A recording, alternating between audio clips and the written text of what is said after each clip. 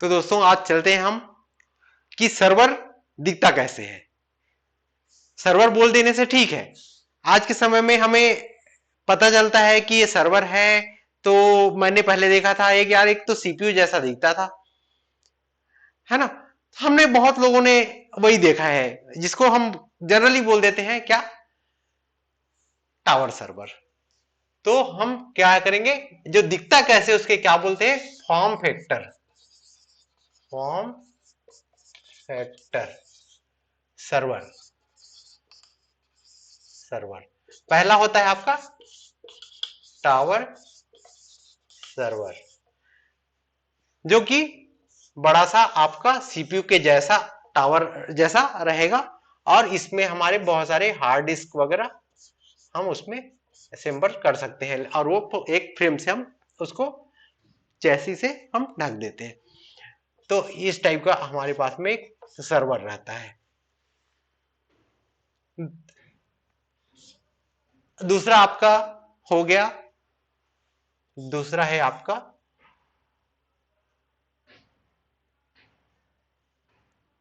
Rack server. Rack server, rack server जो कि एक बड़ा सा एक रैक रहेगा। रैक के अंदर में हम जो है सर्वर को हम उसको फिट कर देते हैं, ठीक है। तो एक रैक है आपका, बहुत बड़ा रैक रहेगा। रैक का भी एक स्टैंडर्ड होता है ना। जनरली जो सर्वर रैक होता है उसका जो विड्थ है, विड्थ विड्थ होता है आपका 19 इंच, 19 इंच। और ये पूरा हाइट जो है वो यू यू के हिसाब से हम उसको डिवाइड करते हैं। हम सर्वर लेते हैं तो कई बार हमें 12 यू रेक है, 12 यू रेक है क्या, 24 यू रेक है क्या, ये देखना पड़ता है। तो हम पूरे एक रैक का पूरा हाइट को हम मेजर करते हुए हम क्या डिसाइड करते हैं कि वो रैक कितने यू का है, 12 यू का है, 20 यू का है। लेकिन जब हम सर्वर की बात करेंगे तो जो आपका सर्वर का लेंथ है, आइडियली जब मैं बोलूंगा तो उसका जो विड्थ है, जो आपका सर्वर का वो है आपका 19 इंच का एक स्टैंडर्ड रहता है। जितने भी आप सर्वर ले लीजिए, सभी का जो जो चौड़ाई है वो आपका कितना रहेगा, 19 इंच। और जब हम हाइट की बात करेंगे तो 1 यू का हो गया, 2 यू का हो गया, 4 यू का रैक आ गया, है ना। तो वो हम हाइट को देखते हुए हम उसको कितने यू रैक है वो दिखाई करते हैं। तो कई बार होता है क्या है, 1 यू रैक आता है, 1 यू, तो वो हमारा एक सर्वर है जिसमें कि ये 1 यू रैक है, 1 यू।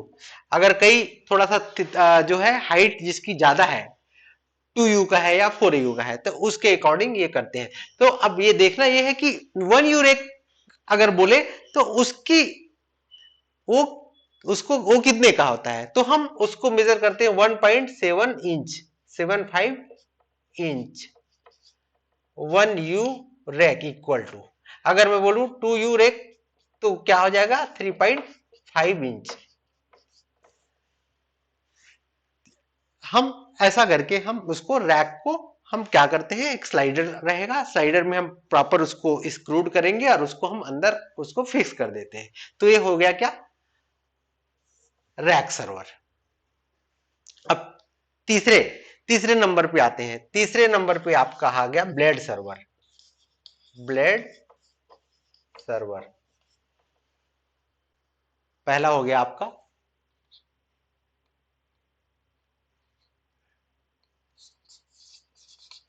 टावर सर्वर, दूसरा हो गया आपका रैक सर्वर, तीसरा हो गया आपका ब्लेड सर्वर। अब हम बोलेंगे ब्लेड सर्वर। ब्लेड सर्वर में क्या होता है कि एक पूरा का पूरा हमारे रैक में एक इंक्लोजर होता है। इंक्लोजर आपका देखना पड़ेगा कि उसमें कितने ब्लेड सर्वर या हम सर्वर उसमें फिट कर सकते हैं। तो इसमें अलग अलग टाइप का हम एक एक दो दो ऐसा एक सॉकेट होता है, जिसमें हम उसको एक सॉकेट है उस पर हम उसको डाल देते हैं। अब इसमें 3 चीजें हैं, इस पे, इस इंक्लोजर पे, इसको क्या बोलते हैं हम, इनक्लोजर। इनक्लोजर में प्रॉपर कूलिंग का रहता है। पहला ये कि पहला आपका होगा क्या, पावर रहेगा, पावर सप्लाई, पूरे इस इंक्लोजर को पावर सप्लाई देगा।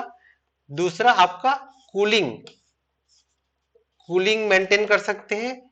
तीसरा आपका हो गया आपका नेटवर्क, नेटवर्क, नेटवर्क। ये 3 चीज जो है वो इस इंक्लोजर में ऑलरेडी रहेगा। अब हमें कितने सर्वर इसमें फिट कर सकते हैं वो हमको देखना होगा, तो हम उसको एक एक करके 1 2 3 ऐसा 4 इधर आपको सर्वर लगा सकते हैं। अब वो दिखता कैसा है, वो जस्ट ऐसा एक सॉकेट, एक ब्लेड रहेगा, ब्लेड को हम उसमें इंसर्ट कर देते हैं, ठीक है।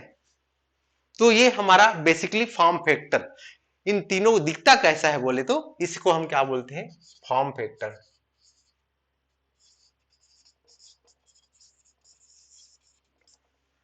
अब चलते हैं नेम्ड सर्वर।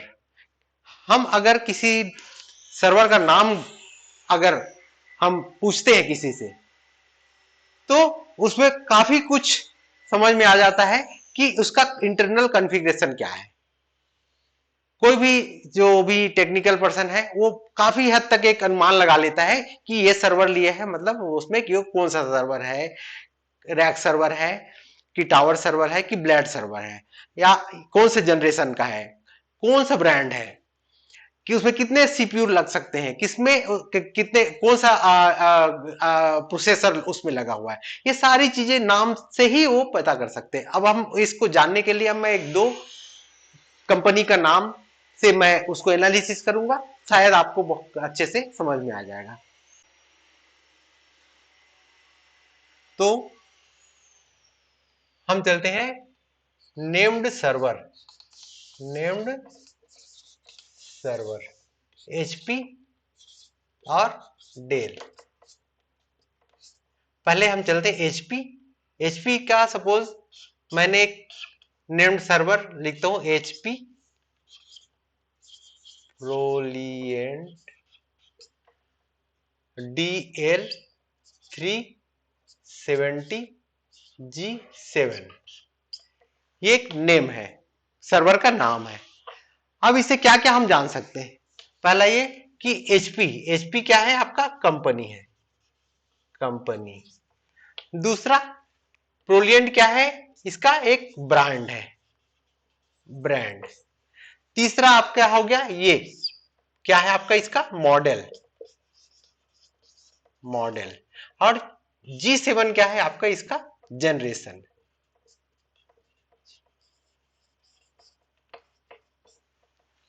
तो हम इस नाम से काफी हद तक के हम समझ सकते हैं कि एचपी मतलब कंपनी, प्रोलिएंट मतलब हमारा प्रोलिएंट का है जो है वो ब्रांड है, और DL370 आपका मॉडल है, और G7 ये आपका जनरेशन है।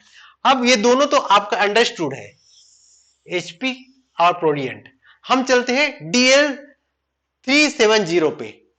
DL370 अब ये क्या कहता है, ठीक है। तो हमारा एक तो रहता है DL, density line, density line, line ये आपका हो गया। और ऐसे ही मैं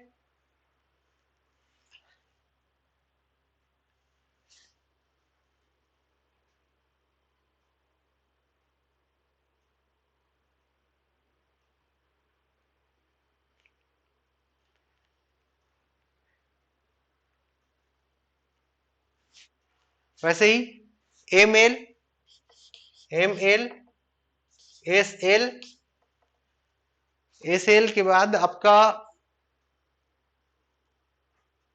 BL, BL micro server, micro server. यहां पे हम अगर एमएल की बात करते हैं, मॉड्यूलर लाइन, मॉड्यूलर लाइन, ये क्या है आपका, हम जो बोले थे पहला आपका, ये आप किस में आ जाएगा, ये आपका हो गया टावर सर्वर,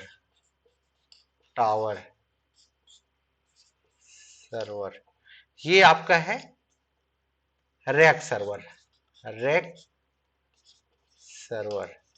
ये भी आपका है रैक सर्वर, ये BL है जो कि ब्लेड सर्वर है, ब्लेड सर्वर। तो हम अगर बोलेंगे कि DL अगर बोला जाता है तो क्या हो जाता है, वो जैसे मैंने DL कहा तो ये क्या है आपका रैक सर्वर है। अगर मैं ML बोलूं तो क्या है, टावर सर्वर है। SLB बोलूं तो क्या है, रैक सर्वर है। BL अगर लिखा है यहां पर, BL का कोई है तो वो क्या है, ब्लेड सर्वर है। माइक्रो सर्वर भी होते हैं जिसमें कि एक ही सर्वर के अंदर में हम बहुत सारे और भी प्रोसेसर लगाते हैं। तो हम ये से आपका हम जान सकते हैं कि वो फॉर्म फैक्टर को दिखाता है। पहला लाइन क्या है आपका, फॉर्म फैक्टर,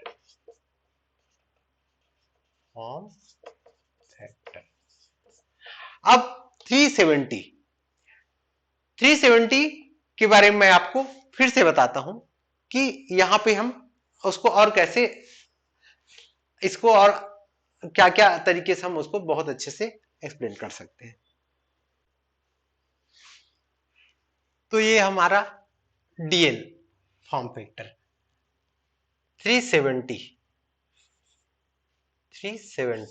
इसको हम देखें तो 300 प्लस 70, तो 300 क्या है, ये है आपका सीरीज। अब इसमें 300 भी आता है, 500 भी आता है और 900 भी आता है सीरीज। अब 400 क्या है, इसमें हमारा CPU, नंबर ऑफ CPU, तो इसमें कितना CPU लग सकता है, 2 CPU। वहीं पर 500 में 4 CPU, वैसे ही 900 में हमारा 8 CPU सॉकेट होता है। 300, 500 एंड 900, 2 CPU, अगर 500 सीरीज है तो 4 CPU और 500 सीरीज है तो 4 CPU, 900 सीरीज है तो 8 CPU का सॉकेट होता है। अब हम चलते हैं 70, तो हम अगर मैं 300 की बात करूं तो इसमें अलग अलग और वेरिएंट होते हैं। अब 300 की बात हम करते हैं तो 300 में अलग अलग वेरिएंट हो सकते हैं। 310, ये 300 में 310, 320, 300, 360, 370, ऐसा हम इसमें अलग अलग वेरिएंट होते हैं। अब इसको हम कहते हैं, जैसे 1 से लेकर के अगर 3 है, वैसे ही हम 4 से लेकर के 7 कोर, 8 से लेकर के हम और आगे, तो ये आपका हो गया एक और 380।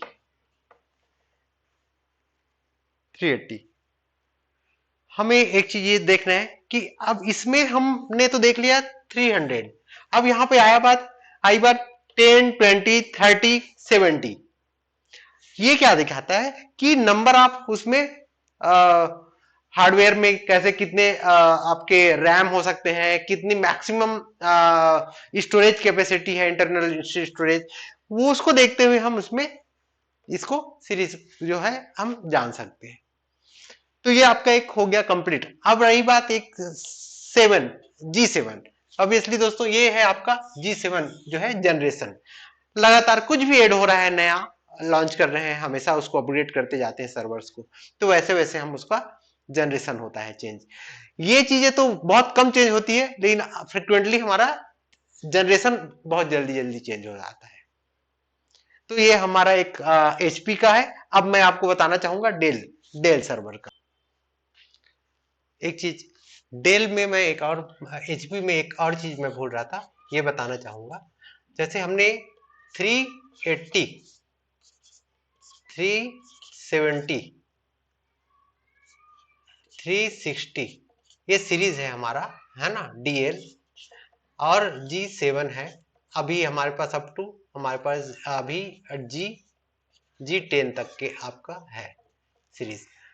अब यहां देखिएगा, ये जो 0 है और यहां पर अगर हम 1 रखते हैं तो 0 है वो इंटेल प्रोसेसर है, इंटेल, और अगर 1 है तो AMD प्रोसेसर है। अगर 0 है तो इंटेल है और 1 है तो आपका AMD प्रोसेसर है। ठीक है। अगर मैं इसको जनरेशन वाइज अगर बोलूं तो जनरेशन 1 से लेकर के जनरेशन अगर 10 की बात करूं तो आज हमारा ये जो प्रोसेसर है, पहले इंटेल कोर प्रोसेसर की बात करें, आज हमारे पास में इंटेल से लेकर के हम कहां पर आ गए हैं, जियोन प्रोसेसर तक के। जियोन, इंटेल, इंटेल, और ये हमारा क्या है, जियोन प्रोसेसर। ठीक है। इसमें आपका मैक्सिमम 28 कोर तक के सपोर्ट करता है। तो हम नए जो भी चीजें हार्डवेयर में जैसे जैसे ऐड करते जा रहे हैं, वैसा वैसा हमारा जनरेशन चेंज होते जाता है। अब हम चलते हैं डेल पे। तो हमने क्या क्या चीज देखा, जैसे ही हम हर चीज को एक्सप्लेन करते जाते हैं तो 1 बाय 1 करते हैं।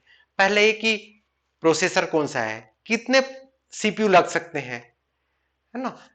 ये इंटेल प्रोसेसर है, अब की जियोन है।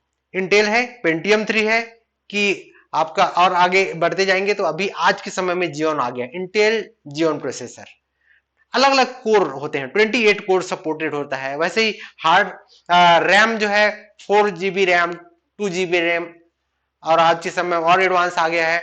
वैसे ही और भी हम डेप्थ में अगर जाते हैं तो कुछ न कुछ नई फीचर्स ऐड होते रहता है, और उसके अकॉर्डिंग ही हम उसको जनरेशन को हम जो है चेंज होते रहता है, ताकि किस जनरेशन में क्या फीचर्स, क्या क्या हार्डवेयर ऐड हुआ, ये हमें जानना पड़ता है।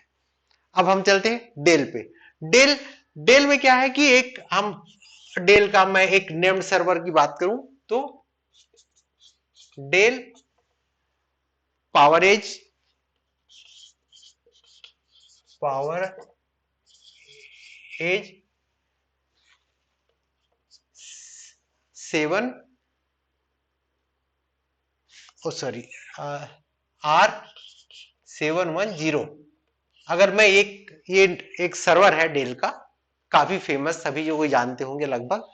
तो इसमें से भी हम क्या क्या चीज देख सकते हैं। डेल एक कंपनी है, पावर एज आपका एक ब्रांड है, और आर फॉर रैक है, रैक सर्वर है। और वैसे ही हमारा जो 7 है, जनरेशन 10 है। तो हम इसको वैसे ही आगे का हम प्रोसेस को जान सकते हैं कि ये अगर 7 लिखा है तो कितना रैम है, कितना उसका हार्ड डिस्क है। वैसे 10 अगर हम बोले, है ना, 0 बोले, तो हमारा इंटेल प्रोसेसर के साथ में है, इंटेल और 10th जनरेशन। तो ये पूरी चीजें हम एक लाइन में हम डेल के बारे में भी समझ सकते हैं। तो ये आपका नेम सर्वर हो गया, और जब और डेप्थ में जाएंगे और स्टडी करेंगे तो आपको बहुत कुछ चीजें आपको और भी पता चलने लगेगा। हम उसको और आगे चल के और उसको और डिस्क्राइब करने की कोशिश करेंगे दोस्तों, ताकि आप तक के वो पूरे नॉलेज पहुंच सके, या अगर थोड़ा बहुत भी जानते हैं तो कुछ हद तक के आपको ये सपोर्ट करेगा कि सर्वर होता क्या है। अब तीसरा तीसरा हम चलते हैं। तो फाइनली अब बात आती है कि हमें परचेस करना है, हमें एक सर्वर बाई करनी है। तो अब हम देख लिए कि ब्रांड क्या होता है, ब्रांड के बारे में हमने जान लिया। दूसरा होता है रिफर्बिश्ड होता है। हमारे पास में उतना बजट नहीं है तो हम कई बार रिफर्बिश के बारे में हम सोचते हैं।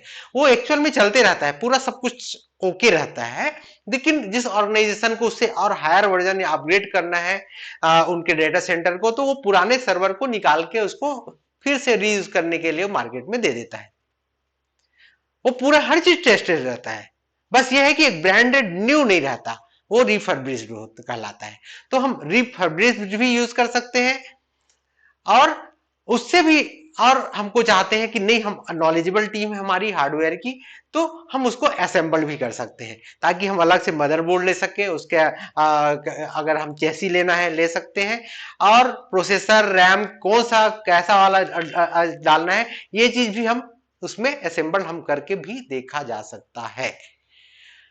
बस इसमें यह है कि अगर ब्रांडेड लेंगे तो पूरे की वारंटी मिलेगी, और अगर रिफर्बिश बात करेंगे तो वो भी आपको कुछ लिमिटेड टाइम के लिए वारंटी मिलेगी। वैसे ही अगर हम असेंबल्ड करते हैं तो पर्टिकुलर उस पर्टिकुलर कंपोनेंट्स के लिए हमको वारंटी मिलेगी, उस पूरे के लिए नहीं मिलेगी। अगर उसमें से कुछ हार्ड डिस्क खराब होता है तो हार्ड डिस्क की गारंटी मिलेगी, अगर प्रोसेसर खराब होता है तो प्रोसेसर की वारंटी मिल जाएगी।